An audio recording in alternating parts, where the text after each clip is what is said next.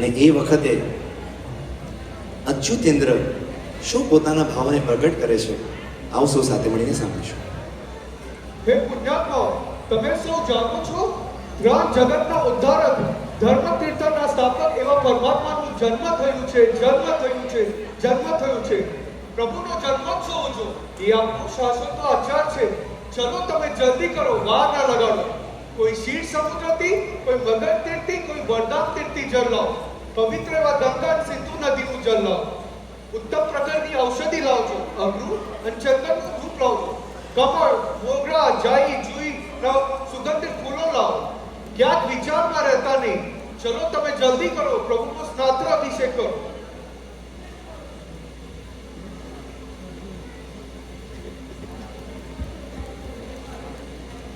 हे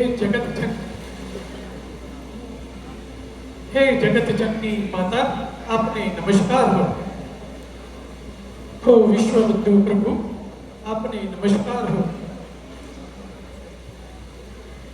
हे माता, आपना पुत्र એ અમારા સ્વામી છે.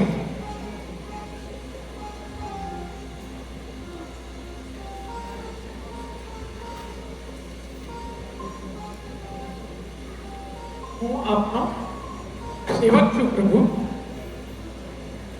તમે માતા મારાથી જરાય ભય ના પામો. હું સૌધર્મદેવનો કે હું તો પ્રભુનો સેવક છું, મારાથી ભય ના પામશો.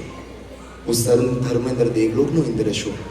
અને એમ કહીને ઇન્દ્ર મહારાજા એ માતાને અવસમીણ નિંદ્રા આપી અને હવે પ્રભુને લઈને મેરુ પર્વત પર ચાલશે. ત્યારે 5 પ્રકારના રોગ કરીને ઇન્દ્ર મહારાજા ચાલ્યા છે.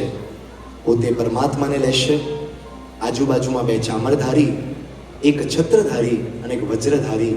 આવો સૌ સાથે મળી અને ઇન્દ્ર મહારાજા જ્યાં પ્રભુને લઈને મેરુ પર્વત પર ચાલ્યા છે એ ક્ષણના સાક્ષી બનીશું.